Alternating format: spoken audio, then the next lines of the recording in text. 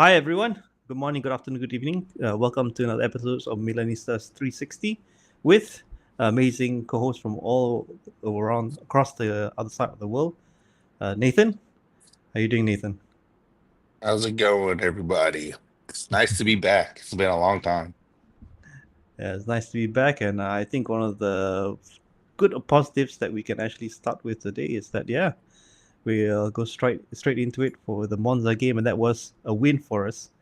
I think this is one of the things that we, as most Milan fans, would agree that we did expect to come away with all 3 points.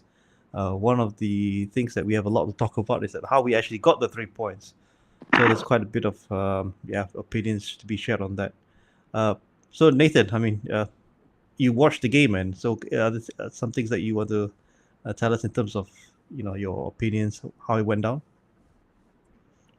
Um, yeah, I saw the lineup, and I mean, regardless of who's in the lineup, we should beat Monza on paper. Of course, we should beat Monza, but I mean, we all know how the sport goes. It doesn't always work like that. Fortunately, it did.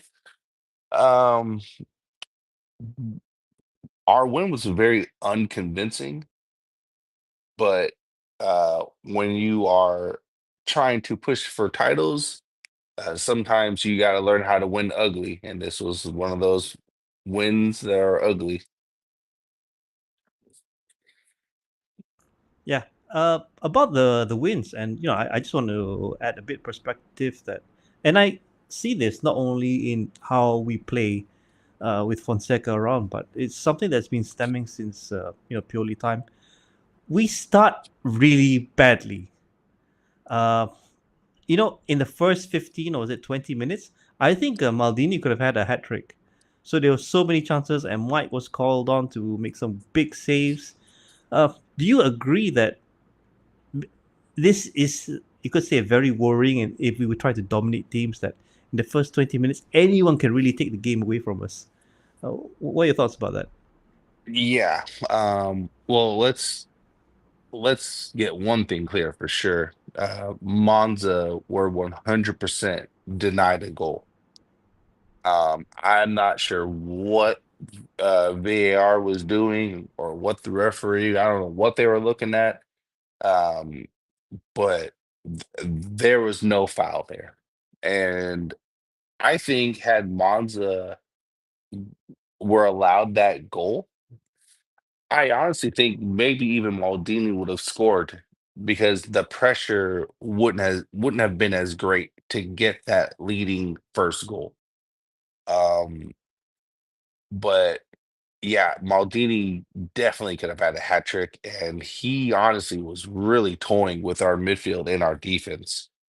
Um, it was well, it was refreshing to see because I mean he's one of our like he's a Milanista, but at the same time it's like man, like look what he's doing to us, and this is Monza. If this was any other team, we would have been losing this half at least 3-0 at a bare minimum. You know, and I'll be nice. I'll say 3-1 because uh Okafor, he also missed a good chance he had more time, but had those goals gone in, I don't think those chances would have came because I don't think Monza or any other team would have continued to press in the way that they were doing. So any other team would have buried us, I think. Well, like Napoli. Napoli's a good example. They got their two goals and they just really chilled for the rest of the game. I think our team has a really difficult time um, focusing in the beginning, and it really hurts us more often than not. As you can see, we concede almost two goals a game. This is one of the few, clean sheets that we have. Every other game, we've conceded at least 1 to 2 goals. Yeah, well, we've at least conceded some really good chances. I mean, give those chances that Monza had to our players, I would rather put the money on our attackers actually putting them away. I mean, that's just how good of a chances that some of these teams actually create against us. But Yeah. I want to take a step and talk about something related to Maldini, but actually is not solely focused on this game. Is that what a player that he's grown into? I do remember him being during the days of Brahim Diaz. He wasn't even like the third pick; he'd be like a fourth pick. But now look at him, yeah. Starting lineup, big problems for us, and our defense isn't great, but it also isn't terrible by any means. I mean, there probably be other teams that would like to have the defenders that we do. But look at how he's playing. Look at the chances, look at his drive, and he's taking the shots even from outside the box, and he's still on target. So and making it for the Italian team. So on this particular Maldini, I wouldn't even call it issue anymore. It seems like Redbird they just want to be rid of him and his name. How do you see his future? Do you think that he's is a missed opportunity for our club? Oh yeah, it's 100% a missed opportunity. And I put in the group chat as well. This is not just um Redbird's fault. This is also with Elliott as well too when we had Pioli, because Pioli didn't give him the time of day either. And we've had players come out and talk about how good he is. In particular, who was it? Liao came out and said that he was the most talented person on the team or most skillful person on the team. But the problem that we're having is we keep getting these coaches that are not able to get us consistent long stretches of wins or great gameplay. So they're too afraid to lose their job to play these players. That's why we haven't seen Liberali. We remember in the beginning of the in the preseason, Liberali was great. He was great in all those games, and he has had 0 minutes. So it's just the fear factor. Like the coaches are too scared for their job that they're not going to take a chance to play any young player meaningful minutes. It's just not going to happen. But if we talk about the lineup, and I get what you're saying because purely he was like really famous for doing that. It's like the same 11 players, regardless whether they look absolutely running on fumes, exhausted, or in out of form, he would still play them. So in this case, because it's Fonseca, and if you remember, one of the justifications, I don't know whether it's anyone in the management who said this, but I know there's an article that's written about it saying that Fonseca is probably the guy to integrate the youth into the team. Oh It's not yeah. happening. It's not Yeah, happening. you're right. That was one of the main driving points that they said when he was when like when the coaching carousel was going through the news articles and stuff, that Fonseca was gonna well, the management wanted a coach that could bring the youth forward, and Fonseca was touted as one of those coaches that's good with youth, and he's gonna bring the youth into the picture. It's not going to happen because this guy cannot guarantee results when the first team is there, let alone if he brings in youth players.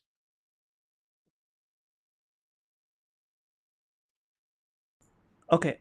One of the other things that I do want to ask your opinion on really is in terms of, and I know that you guys have exchanged quite a number of opinions in the group chat, and there's also I think we covered it in one of the past episodes that I didn't attend. The thing about the choices, Fonseca's choices, and the one thing that's always hanging over his pick is Liao. So everyone saw how Liao performed when he came on, and he came on I think in the second half for Yeah. Okafor, essentially playing on the left hand side. And like Okafor, he had good chances, but just like Okafor, he didn't manage to put them away. So I'm really of the opinion is that if you look at just the output, I don't see much more difference. And Okafor's valuation is lower than Liao for obvious reasons, and Liao has definitely a bit more market value to him being a starter for the Portuguese national team. Do you think it's really leading up to that, saying that these are maybe Liao's last few games if he does go in January or even maybe the last season because he's obviously not going to put up with this for much longer. What do you think is going on there? Um, well, it's up to well, let me just go one step at a time. So I've said this before. Liao and Okafor are the exact same player. They're both fast. They're both tricky. They can beat their man. They can get down the line. They can put in a good cross. And most notably, they both can't shoot the ball. They both cannot score goals. And when they do score, it's a once in a blue moon. The difference here is one player off the ball in both offense and defense phases off the ball works harder than the other. So if you have to choose between the two, you have to choose the one that works harder for the team, and that's Okafor.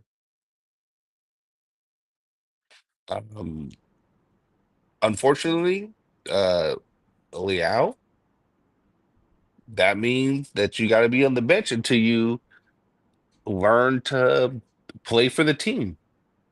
Like that's just what it is. I don't know if you were looking because I was messaging in both group chats.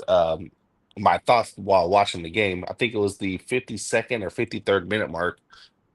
Um, we were at their goal and we lost the ball and they were going on a counterattack and they had numbers and Okafor sprinted back and he stopped the passage of the ball from going his side where the numbers were, and they had to slow down and go to the other side.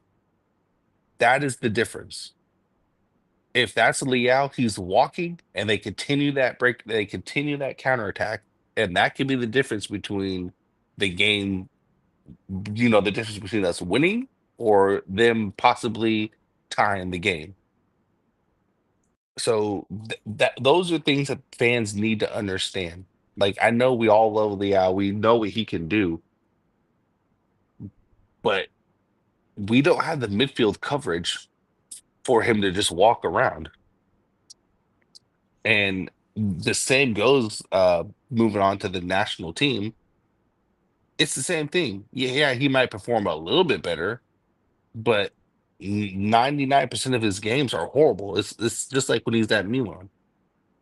And the fans get on his back the same way as we do. It has not changed. Yeah, he might have one or two games, and it's like, okay, this is what he can do, but one or two games is not going to help you in the long run. I have a slightly different opinion, but yeah, I mean, mostly what you said, I do agree. But I have a slightly different opinion when I compare Okafor to Liao. I don't know if you'll agree when I say that, and this is my personal opinion, and those in the chat can you can type in, can comment if you disagree. I do believe that Okafor actually is a smarter player than Liao. When I see him being in the right situations and all that, I somehow don't see Liao doing that as well. So if you see the pass to from Morata, and even though it didn't go in, but it was really unselfish from Morata to give it to Okafor. I don't see Liao really being in that line at all because his movements is more of okay. He'll start on the left. He'll try to do it all himself. He might be ahead of the line. He might be behind the line, but I don't really see him in line to be able to receive a pass like that. And just Yeah, to mention a particular instance, do you remember where he had that shot on target? He essentially took on three defenders. He got lucky. I don't think that is skill because the ball did bounce off his shin, and yeah, it bobbled around. yeah, Yeah. and he had, you could say, quite a good chance at goal, and he didn't manage to put it away. I would have thought that Kick with it. his trickery, he would have really took it further to the right and had a better shot on goal, but he was way too confident there. So he's But being found out a little bit. that's my point right there. That's why I said him and Okafor are the same player. They both, when it comes to the goal scoring aspect of the game, both leave a lot to be desired. So, who would you rather have playing the majority of the game? Because everything else is the same. Would you rather have the person who doesn't work hard off the ball in both offense and defense, or the person who does work hard. Like this is at the end of the day, this is a team sport. And the way Fonseca plays, he wants the front line to press. Like our defense, our defending starts with our offensive pressure. So if one side of your field is just walking around, your whole structure breaks down. From the moment Leao doesn't press, the whole structure breaks down and they get out easily without breaking a sweat. Like you notice it's not difficult when Leao's playing for the team to counter attack. It's not difficult. At least with Okafor, him and Pulisic and Chukwueze as well too. Chukwueze he's really improved a lot lately. Um, these guys are all pressing. They're all running back to help on defense. And I've said this a few months ago. We don't have Maldinis and Danny Alves and Cafu's and the wingbacks. Our wingbacks and the new generation of wingbacks are not good 1v1. They need help from the wing play, from the wingers. So if Leao doesn't track back, Teo gets 2v1 every time. He's not good 1v1. So now he has to deal with a 2v1 because Leao won't track back. And then our double pivot, well, we know our double pivots are not very good. So you're leaving these double and triple teams all over the field because our players are just not adequate enough. Yeah, but about the double pivot, I think Fofana really is making a name for himself in the midfield. So I know maybe he started, you could say, slightly questionably because we weren't doing too great at the beginning. But out of the performance of the entire team, I wouldn't put him the worst. I would say even that he does have good games really. So that double pivot with Fofana, not really the likes of our Scudetto winning Benassa and Cassie, but yeah, not as disappointing as before. So No, about your I point, agree. yeah, about your point about the double pivot, I think it's getting there, and I don't remember who made the interception for the goal. I don't know if it was Fofana or someone else, but okay. Let's talk about that goal. So if everyone remembers, for those who watched the game, started on the right, crossed in, went to Morata. We'll speak about Morata a bit later because I have something to say about him. Tried to head it Me in, too. bounced off. Thank God, reindeer, and I would call it like a Jovic type goal because he just happens to be the right place at the right time. Took Right. Yeah. a slow header straight into the net. So Yeah. yeah, I mean, in the case of the double pivot, I, not great, but at this point, not terrible as well. I would say there's other areas. So yeah, Nathan, what are your thoughts about the double pivot during the game? Um, well, I agree that Fofana is definitely an upgrade to compared to what we had before it. Real quick, yes, Paladino, this is Nathan from Rosanari TV. But uh the way I see it, yeah, he still has a long way to go, but I mean, he just joined the team. He has to get used to the league. He's a whole lot better than when we had reindeers and Loftus Cheek or reindeers and Krunic. So this is definitely an upgrade in that department for sure. Um, but he doesn't have a partner, so he's kind of having to do the work of multiple people or from two people, unfortunately. So that kind of is unfortunate for him. Um, we still allow teams to uh, break us down too easily. I think that's the biggest problem right now. Um, yeah, what you call it, our uh, Pavlovich and Chow are not the best center backs. We know this, so they are pretty much just being bombarded every game because we don't have a solid double pivot pairing. So we are conceding goals. Like if you notice, a lot of our goals are not being conceded from crosses and headers and things like that. They're coming straight down the middle. So the first defense is our, our double pivots, our midfield, and they're not able to screen the defense at all. Except for unless they're on Fofana's side, then there's some coverage. But if it's the other side, they have no coverage at all. Yeah, but on that, there's a profile that I think we sorely need that Rangers is not. Strangely enough, we do have that profile, but he's just always injured. What always love to see is when Benacer was at his peak, he was that deep line playmaker. He would drop back a little bit just before the halfway line. He worked hard as well. He was not a big guy, but he worked hard as well to try to break up the opposition play. But yeah, I mean, having a player like that at his peak, Benacer, everyone remembers it. Even Yeah, though it's a double pivot, he was like the three-man midfield just by himself at times. yeah, yeah. But man, I just don't. I don't think we're ever gonna get that person back. He's just too injury prone. Well, he gave it all for that Scudetto winning season. Yeah. Now there are names. Ricci's, his name continues to pop up. So that hopefully that's something that materializes because that would definitely take our team to another level with him and Fofana and the double pivot. And then you can move Rangers up to the 10, which is that's his actual position. Um, Hopefully Fonseca understands this if he even lasts that long. I hope he realizes that Reindeers is not a double pivot player. Um, so that we could potentially do something like that. And then of course there's always still the rumors of Chiesa going out on loan. That'd be nice to have Chiesa as well too, just to have Not gonna more. happen. I'll tell you that. Sorry to Yeah, cut you off, Nathan. yeah, Not gonna happen. This management, good deal like that, they're gonna walk away from it. yeah, I know. It's just I can dream. Uh We've been dreaming for years. He was supposed to sign for us instead of Juventus. Do you remember that news? Oh, next yeah, week, Kieda's coming to Casa Milan, is gonna sign everything. Never happened. Didn't happen then. Not gonna happen ever again. So that's yeah, unfortunate. yeah.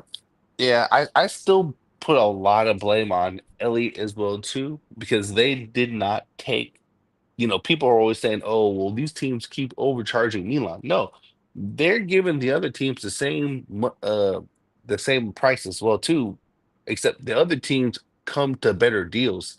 See, we don't agree on the price of the player, and that's why we don't make the same, 3-year payment plan that some of these other teams do because they agree to the price of the player, and that's the Yeah. where Then they where try it falls to through. work it out, right? For us, we just like Yeah, see the price and walk away. yeah, exactly. They don't want to work anything out because they don't agree on the base price itself. Okay. So yeah, the what we mentioned about, and I think now's the time to really speak about it. Morata, what is his deal? In my opinion, that was his worst game ever. It just Listen, didn't work. Tell me what you think. listen. I For all the good things that Morata does, he's great when it comes to helping with build-up play. Like he comes back, he drops it deep, he helps the team bring the ball out from deep in the midfield, and he works hard. But this guy falls down like nobody's business. He is too big to act like he's a pile of sticks. Like, bro, if you concentrate on scoring instead of trying to get fouls and penalties, you'd have more goals. This is not La Liga where people are because you play on Real Madrid, you're just gonna get all the calls all the time. Like, bro, that ain't how this league works. He kills me with his play acting. I cannot stand it. I cannot stand it. And man, and his shooting boots are just not there as well.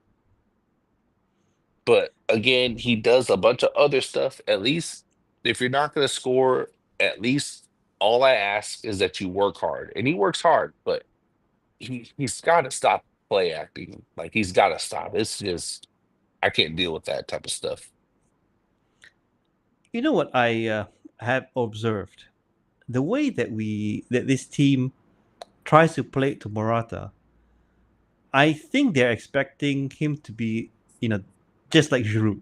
If you see the crosses coming in, if you see like the hold up play they expect him to do, he's not doing it. And everyone knows why. It's not the same player. But this management Yeah. thinks that okay, get an experienced striker, plays for a good national team. Yeah, and he starts, yeah, no doubt. But he's not their star, you know. Uh-huh. We passed up on Moise Kean. I told people Moise Kean was a goal scorer, but because he's playing under Allegri, anti-football incarnate, that is why he's not doing good. Even Vlahovic wasn't getting the numbers he should have been getting under Allegri. And now look at him. The guy is scoring every game with Fiorentina on a team who, on paper, is player for player is inferior to what we have. And we need a mobile striker like that, like someone who can play with both feet. He can enter. Like just think about this for a second. You have Liao or Okafor, whoever. You have Pulisic who can play Cam. You have Chukwueze, and you have Moise Kean. All four players that can all interchange with each other at any given moment, and you do not lose the quality on the ball. All fast, all can get in behind, all can rotate. That's what we don't have. And these guys just even for well, we know Fonseca, he doesn't have a backbone at all, so he ain't gonna raise his voice. But these guys just don't see it. They just don't see it. Even if you don't get Moise Kean, you can go to Ajax and you can get Brobe. Brobe is a tank. Fast, skillful, creates chances for himself, great link up play, can interchange left, right, and center. Like, when are we gonna get a young striker that is just putting in goals because he gets to play? Like, this is You just know so it's was so annoying because it's like the Berlusconi era. Remember in the Banta era first started and we kept getting these old guys past their prime? It's the same thing. We do not learn. it's driven by two words: free transfer. If the guy is going to be free transfer, not asking for a lot, has a bit of reputation, can sell some jerseys. This is the sort of profile that we're after. I mean, the guy they mentioned from Ajax, I'm sure he's on someone's list, you know. But what Moncada's filter is more of like, okay, is this guy free? Well, Can I sell some even jerseys? Yeah, right to go. Retegui Yeah, or Skamaka. Like, bro, what? Bro, last year, why didn't we go for Skamaka? Pioli type striker is someone who's like Giroud, right? yeah. Skamaka fits that mold perfectly. Someone who can hold the ball up, someone who has good footwork, someone who can shoot from outside, someone who can head the ball. Bro, what? But we let Atalanta get him. Same thing with Retegui, another mobile striker. Look at the goal. I don't know if you got to see the highlights from today. Retegui scored a fantastic first time volley to make the game 3-0. And Retegui this year is a goal scoring machine. But we let Atalanta get him. Like, bro, these guys, Eber included, the level of incompetence is staggering. That's not going to change as long as he's in charge. This is the problem. Yeah, they all got to go. Literally from Fonseca and no, wait, that still started too high. From Bonera and up, they got to go because Bonera with the Futuro is it's like trying to grow grass by spraying acid on it. It's not going to work. Like from Bonera and up, they all have to go. Every single one of them needs to go. I would say Bonera actually has the best job in the club. Consider all the teams because it doesn't really matter what happens. He's still gonna get the salary. He's still gonna be in charge, or even though if it's a Futuro team. So I mean, who wouldn't die for that sort of job? It's like no targets. Yeah, imagine like you went to work and say that, okay, no matter you do like a shit job, you're still gonna have a job. You're still gonna have a salary at the end of the day. That is And currently being practiced with the Futuro team. and it's crazy because the Fortuna is there to help these players make the jump to the next level. But if you look at it from let's look at it from someone who is outside of the Milan universe. Okay. Like we don't know anything about Milan. We don't know what's going on.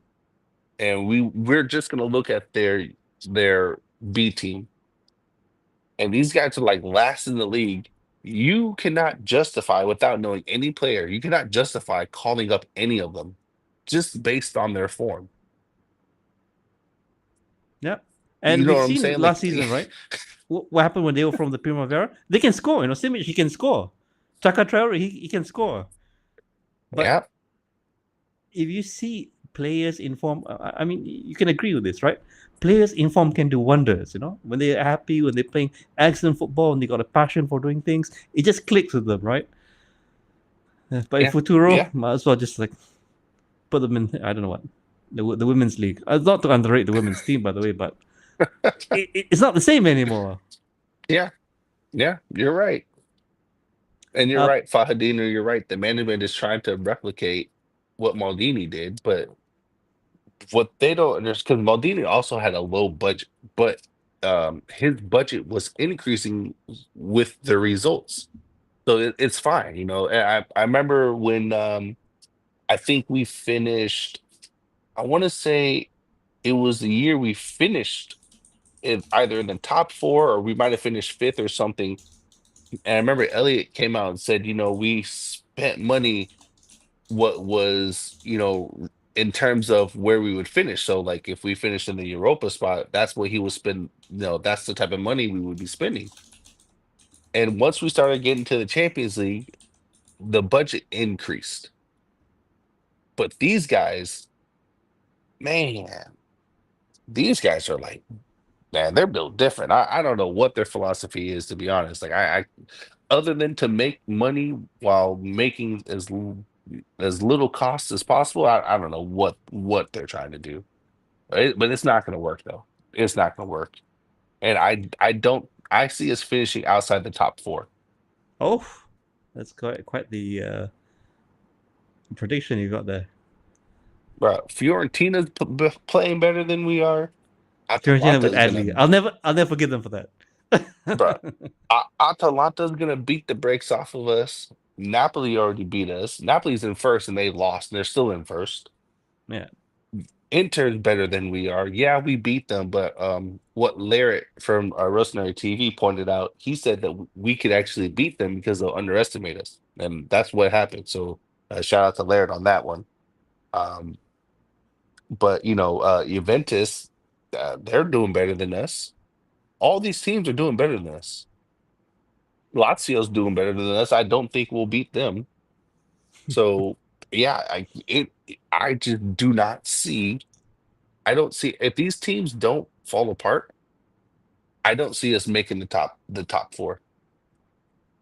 We Okay. will be fighting for fifth and sixth. I guarantee it.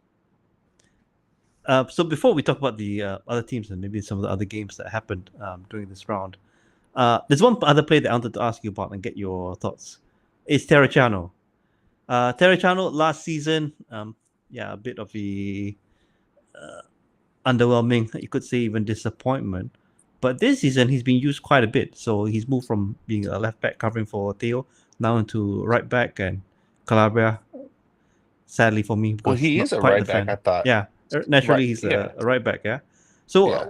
how do you think his performances have really come? Even in this game, because if you ask me, Um. my personal take, he hasn't made a big blunder, but maybe that's because expectations are low. Um. Well, yeah. I think it's a combination of that for sure. And I think, well, you can't come into form unless you play. And you can definitely, you know how old he is by any chance? Let me look that up. I think he's probably like 22 or something.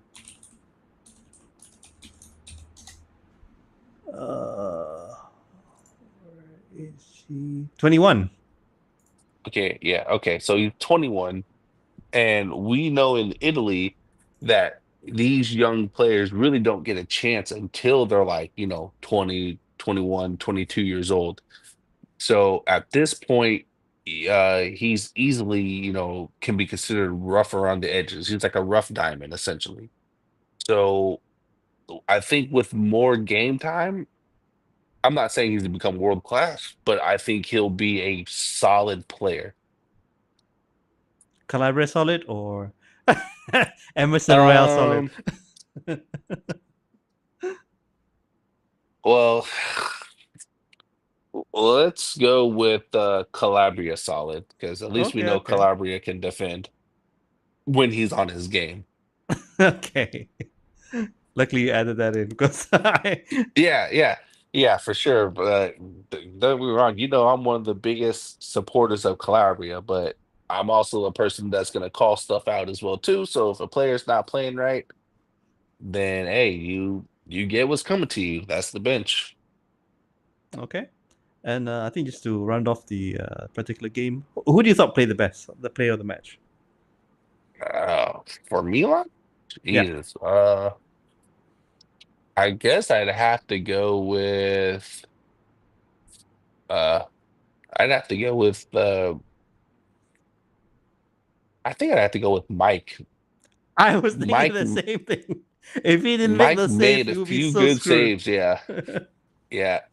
Because even though Rangers got the goal, that was one of the that is a goal you see on FIFA where they just shoot the ball and it just magically pings off the defender and straight to the forward to the other opponent, and your goalkeeper's on the ground and there's nothing you can do. Yeah, And like you said, right place, right time. So, but you got to be there to score. So credit to Reindeers for following up on the play. That's what you're supposed to do. yeah. Um, but without Mike, uh, we definitely probably would have got scored on. But then again, our young goalkeeper, he's really good. His reflexes are really good. So you never know. He could have made the same saves as well too, but he He didn't shouldn't have play. to. This is the Mike thing, right? played. Yeah, he shouldn't have to, but Mike made some crucial saves. Yeah, I agree, and that's why he's starts for France. And well, he saved this game. Maybe you could say that 3 points were attributed to him as well. All right. So yeah, Who's your flop of the match? Morata. I'll have to go Morata. I was so waiting for him to come off. I'm like, this guy just doesn't deserve minutes at this point. Just bring Now, Camarda or someone else on. and so were you disappointed not to see Camarda? Because if Not to Morata say that. comes off the field, why would you not put him in? True, but there's one thing that always bugs me is that you want to see this young player. So remember the Champions League when he came on, and it would have been the miracle that he scored youngest debut ever for the Champions League and managed to Yeah, score a goal. That would have been so picture perfect. But I'm also of the opinion is that we don't need to write a perfect story for him. He's good enough, and knowing how things are in the league, and I'm not saying that there's a conspiracy. If he were to play against a team like Monza, he could be injured. I mean, this is the reality behind the team.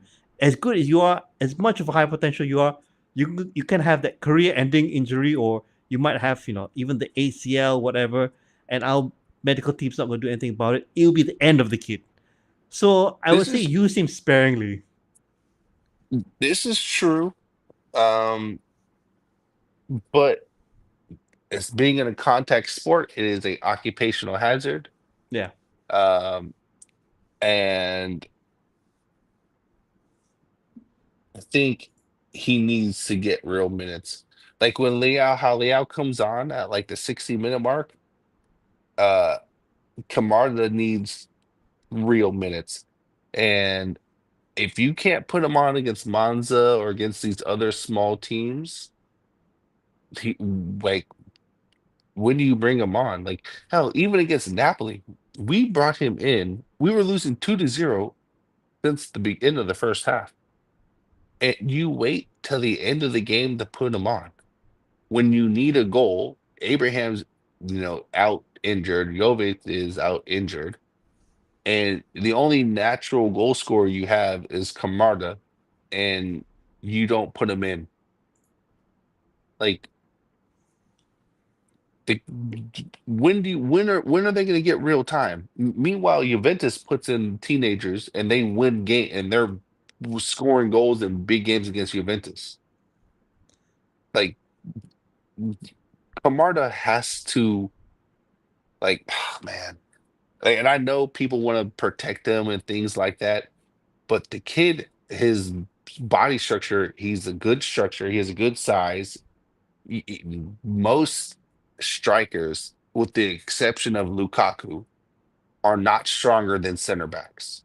And I know people think, oh, as a striker, you're supposed to be like this, this machine. But Lukaku and I guess you could put what's his name, Holland in there. Those are the only strikers in this world that will beat the center back in terms of strength. Usually strikers are not going to be strong like that. Yeah, So he will rely on his positioning, his awareness to get himself open. Just like how when he scored in the Champions League, it wasn't through muscle, it was just ball move or off the ball movement. That's all you need. As a striker, that is your best friend, off the ball movement. So that this not giving him minutes because of his age and you want to protect him, this is just it's stupid. well, that's And the thing. We we don't know what we the only have discussion one that's happening striker. with. We don't know the discussion happening with Fonseca. I don't know if this is an instruction from the top down saying that you also have to protect the kid. We don't know what's going behind the scenes, but for in response to your concern about that, the coach picks the team, right? He decides the sub. So this is Yeah, Fonseca's philosophy on integrating the youth into the first team. exactly. And it's horrible right now. Like imagine if Morata, God forbid, let's say Morata got injured. Instead He's of not far off, I Camarda, think. right? I don't think he's far off either. Instead of Camarda having real minutes, now you would be in a situation where it's like, okay, you're the only one we have, so we're just gonna throw you in there, and you just got to get used to it. You know what I'm saying? Like, if you give these players 20 minutes, 30 minutes, then you won't have to worry about getting in a situation to where one striker's out, and now you have to hope that the young striker isn't afraid when he plays from minute one. Yeah, they're just gonna put Ruben Loftus Cheek there. Yeah, yeah, I forgot. About you, you're absolutely right. I completely forgot. Okay, so yeah, I just wanted to ask you about the other games and how the other teams are forming up around us. So by looking at the table, we're not in a good spot. So yeah, you did mention just now that in terms of your prediction, you don't think we're gonna make the top four. For me, I'm a little bit more optimistic. I think we will make top four, but it's the fourth place. This is what we're gonna target. So Well, I about the other forgot too. games, Sorry, we yeah. forgot that it's the top five get Champions League this year. Oh, is it okay? So I'm we're pretty aiming sure. fifth I'm pretty place. sure we still have that. I'm looking at it in no, the table I'm looking at is not updated yet. So, but for the other games that's happening around us, what do you think? Do you have any highlights that you want to mention? I mean, Napoli are strong run of form. Atalanta as well, and Atlanta, who I thought were probably out of it this season, but whenever I say that, they come back roaring. So yeah, Um. what do you think about our competition? Uh. Well, I'm loving it, to be honest. I like the fact that these other teams are coming good, and I think that I personally feel like when all the teams are strong like that, that's when we do the best, in the Champions League. So, and it's a wake up call for the owners. If these guys are serious about actually winning trophies, you got to do a lot more. Because You think they're serious about Fiorent, that? no, no, no. Fiorentina. I mean, I've watched a few of their games, and they play hard, and they believe in what they're being coached in. Yeah, they're the Bologna Atalanta. of this season, I think. If I can say that. Well, remember Fiorentina is one of the Seven Sisters, so it's Yeah, just a matter of when they're playing good and when they're not playing good. Bologna is just kind of like a one-off type thing. Um, Atalanta, we know Atalanta's been great for about what, six or so seasons, 6, 7 seasons. They've really been pushing. Um, Today against Napoli, Napoli really didn't play bad, but they got hit on the counterattack. So I think Conte will learn from his mistakes, and I don't think he'll push his team so high up against like the other, top four candidates.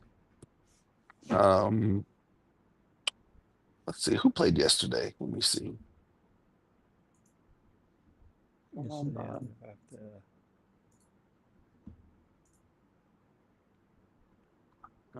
um, no, I think just completely. let me check that.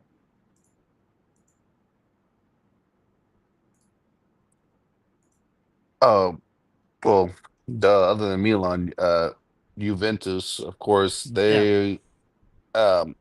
I think people were kind of skeptical about Malta in the beginning. I think like during preseason they really weren't doing too well, so people kind of were hoping he wasn't going to be what they thought that he was going to be, but he's doing the job.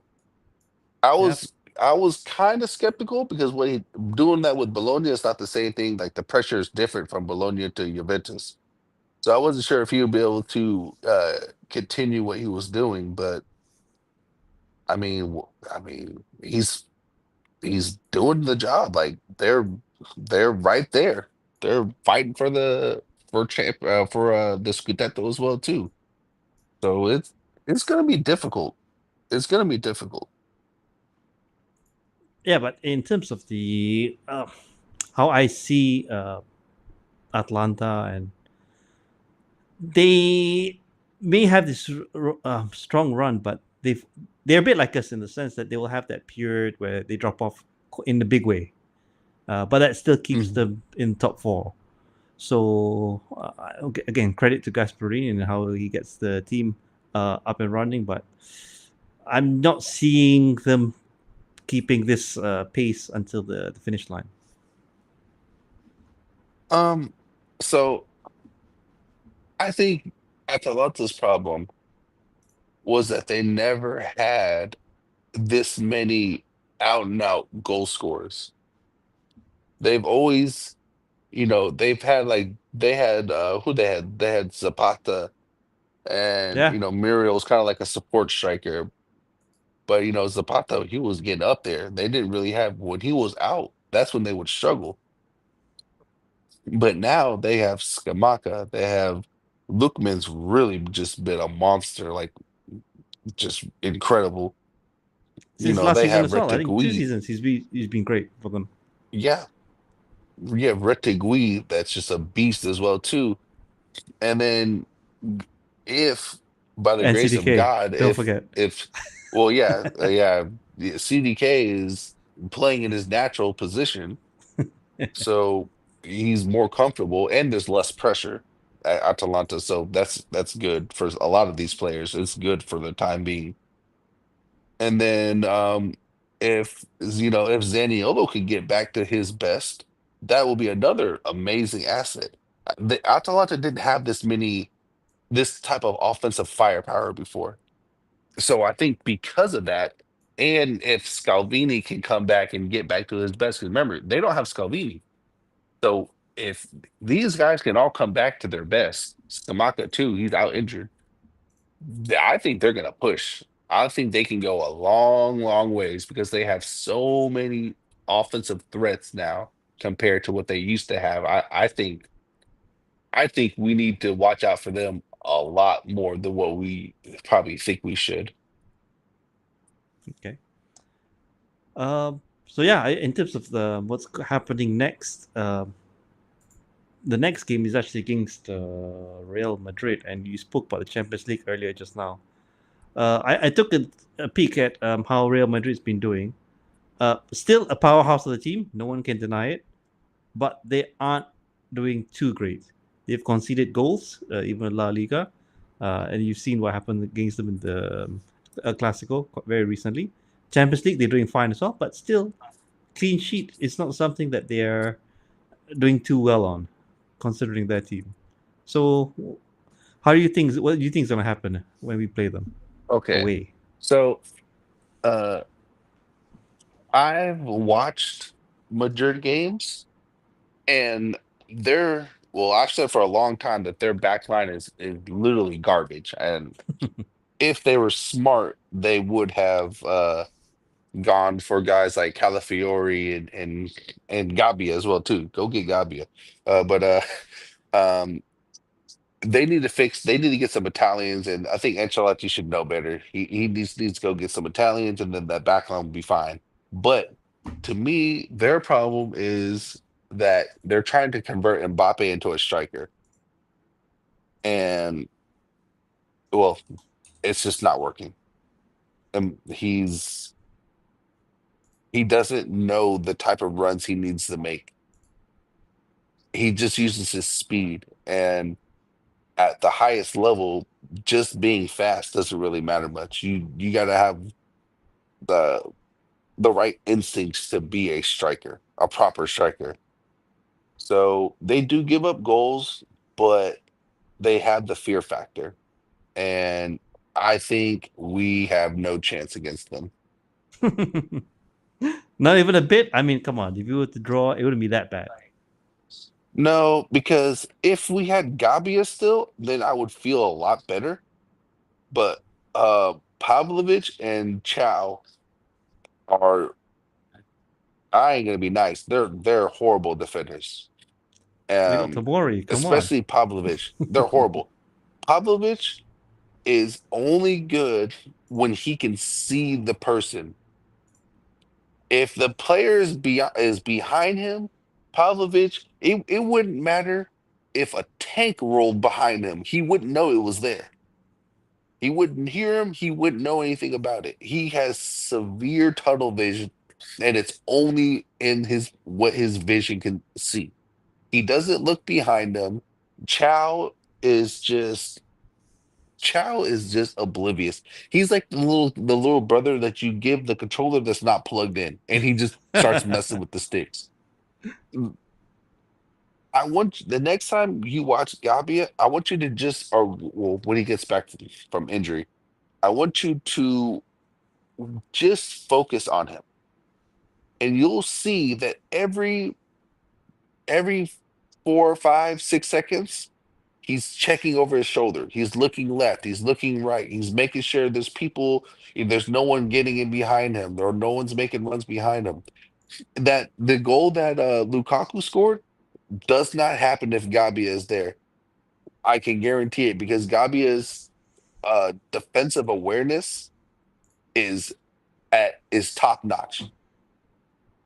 It is top notch because he's always scanning the field.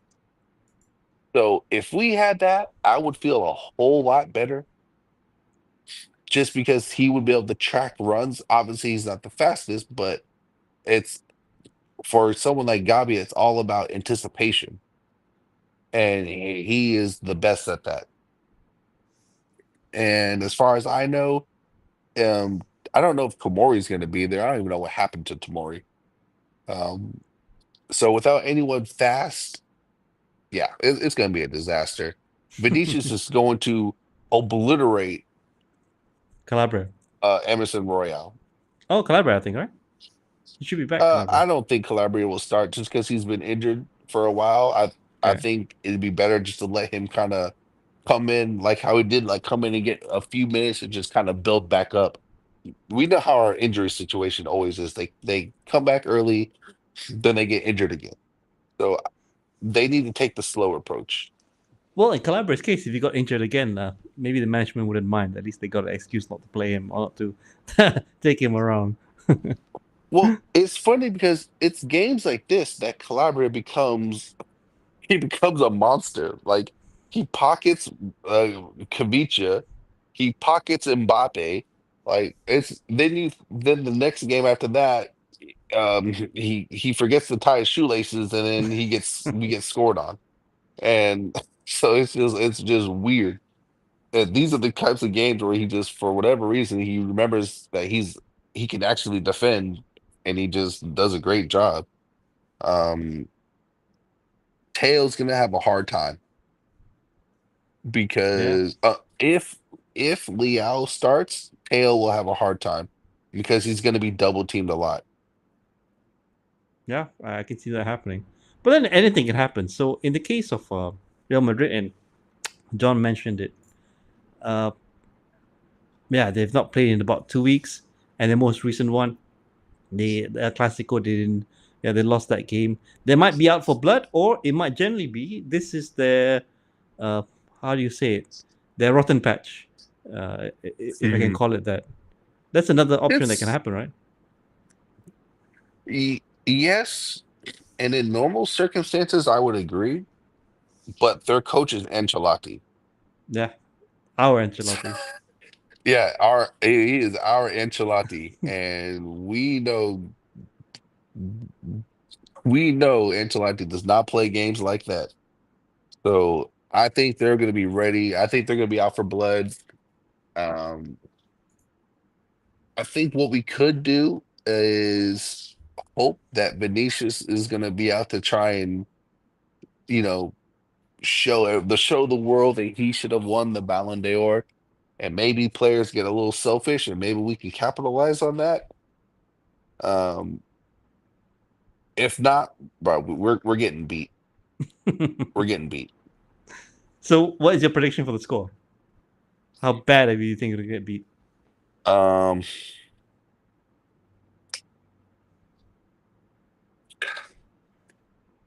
Part of me wants to say like 3-1. I can see like a 2-0 or like a 3-1 type score line. Okay. I can see Pulisic getting like a goal out of nowhere or something like that. Yeah. My personal prediction is 2-1. I think they're still gonna win. They just have that firepower and the depth and that you could say anger based on what happened of El Clasico to really win this. But they might not win it comfortably. This is the thing that I mean that would be the thing that would really piss me off is that if they were so comfortable at just walking around and scoring goals, that would piss me off. But if we really had to give them a game for it, I still would credit our team. See, this is my problem as well too. Fonseca only has one style of play, and we cannot outplay teams that are better than us. But he tries to do it anyways. Um, Do you so think I it's can see outplays? I disagree with you. I think that you can no tell the Fonseca. how they look approach the game. It's like they're scared. They're like, okay, we've given up before we've even kicked the ball. This is what I see.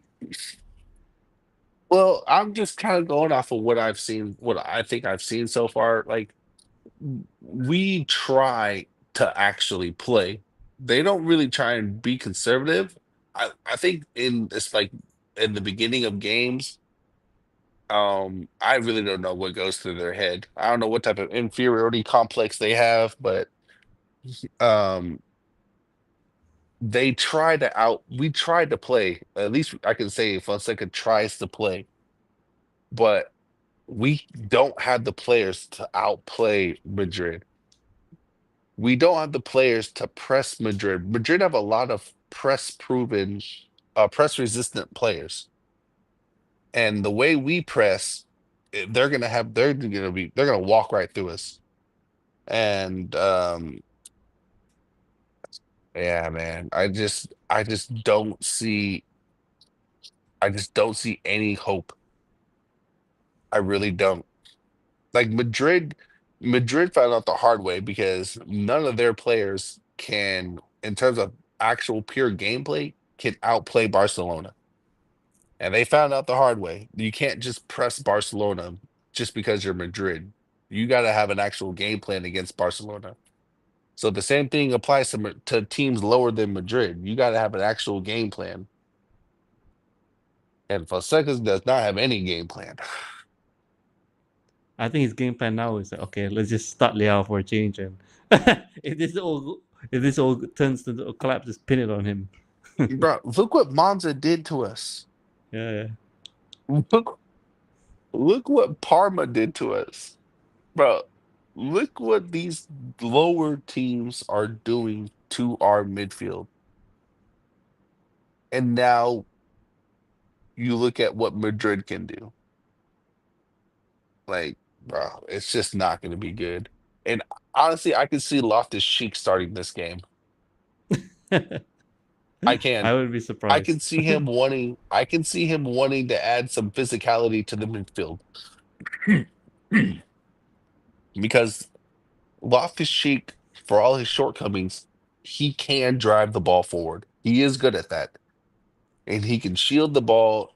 And against Madrid's physical back line, I can 100% see Loftus-Cheek starting this game. Okay, well, we'll probably have to see what the lineup is. As you know, as much as we would like certain players to start or what we think they're going to start at this point, it could even be the night before the game that they announce that, oh, this person has an injury. This person what slipped in the hotel room and hit his hand on the table. Well, if for those who don't know who I'm talking about, it's Sportiello. I don't know where this guy is. I don't know where some. I don't know where half the team is most of the time. Yeah? Because they just fade into obscurity like that. So yeah, Yeah, I agree. it's confusing sometimes. Yeah, Yeah. I completely agree. With that, and yeah, we've crossed the hour mark. I'd like to thank you, Nathan, for coming on.